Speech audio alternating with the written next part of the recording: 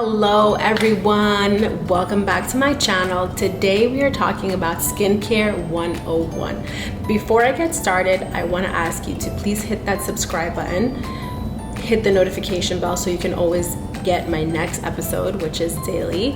And also don't forget to comment below if you found this useful.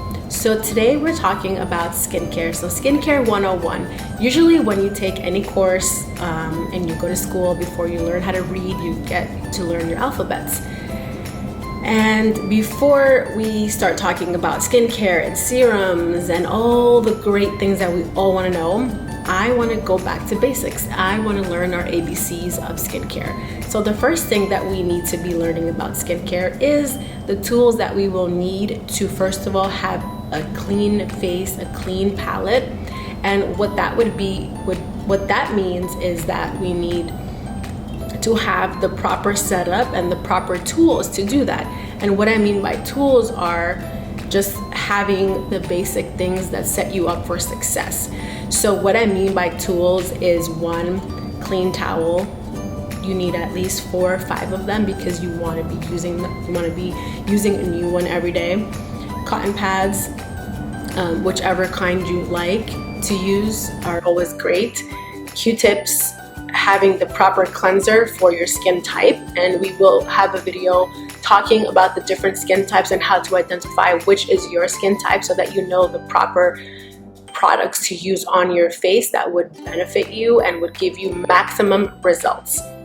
So talking about towels, there are different kinds of towels. There are terry soft towels, there are cotton towels, there are polyester synthetic, they're disposable, there are bamboo types. There are so many different kinds of towels. So again, what works best for you, what you think works best. If it comes down to it, if you have to use paper towels because you don't have access to a washing machine or you can't wash your towels regularly, I would say use paper towels, and you can compost those paper towels if you'd like, or you can figure out how to repurpose those paper towels, but they're biodegradable, so that you always have a clean, sanitized material to wash your face or to wipe your face after you wash it. So that is really the beginning steps to a successful beauty routine, as well as having, like I mentioned, the clean hands.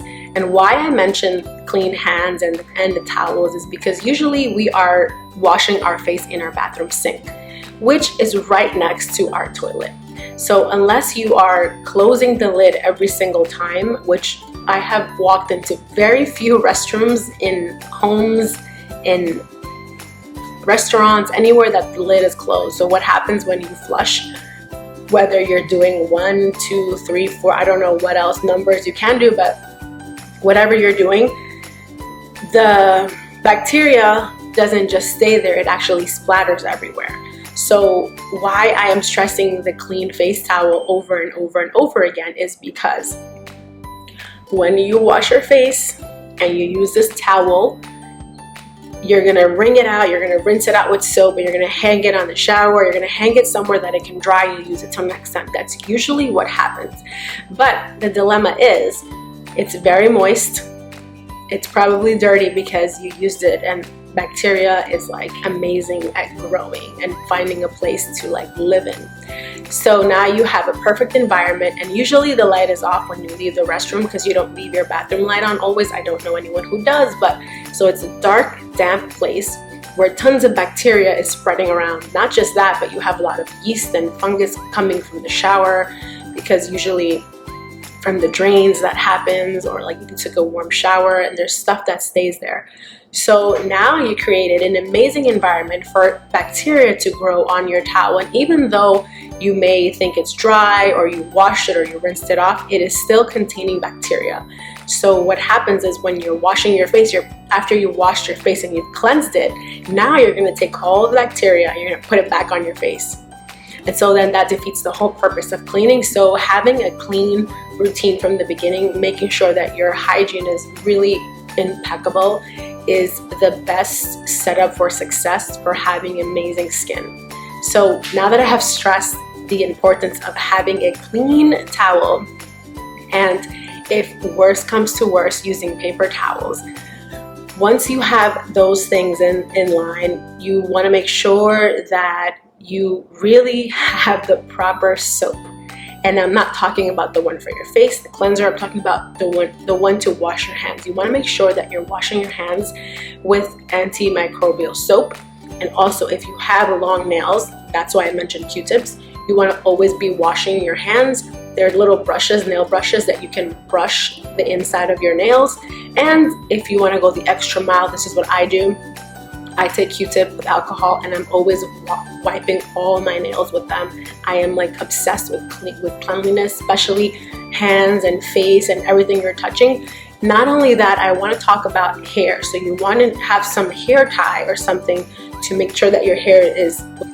So something else that is really important to talk about is having a hair tie or having something to tie back your hair away from your face while you're cleansing your face. When you do any beauty treatment, that's why when you go to a spa or any kind of special place where you get like facial services or a dermatologist, usually they tie your hair back. And the reason for that is because the hair is really hair. It is something that can harbor lots of dust, pollution, allergens, also bacteria. Depending on how often you wash your hair, depending on the texture of your hair, it's like a sponge, or think of it as like a Swiffer, one of those Swiffer heads, and you're like passing it around your house and your window. It looks super clean, but then when you take this Swiffer magic dust thing and you pass it on the window, you're just in shock of how much dust is on there. That is your hair. So if you are not tying it back, at least, because everyone is wary, like I have to wash my hair every day because I have oily hair. So if I don't wash it every day, it literally looks like a cow licked my head. And I know people will say, or doctors may comment and say, oh, you're not supposed to wash your hair every day. It really depends on your genetics. It depends on the food intake. It depends on what is going on, because the hair is another mystery in itself, and I'm not going to go into that rabbit hole because I'm so tempted to, but I can talk about hair in another video if you're interested in it. However, I do wash my hair every day because it produces a lot of oil. And also, I have a lot of allergies, so there's a lot of times I'm sneezing because of my own hair. It just absorbs so many pollens and so many things.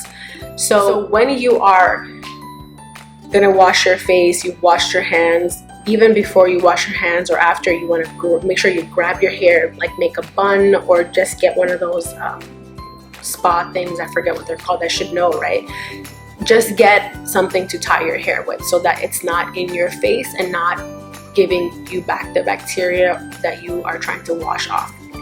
So I leave you with that. So that is the beginning of having proper skincare. These are the ABCs of skincare. Just talking about the proper hygiene is super important. I hope you like it. If you found this useful, if you think anyone that you know would benefit from this information, please let them know, because I always say sharing is caring. And again, you know the drill. Hit the subscribe, hit the notification bell, like and comment, and I will see you next time. Bye.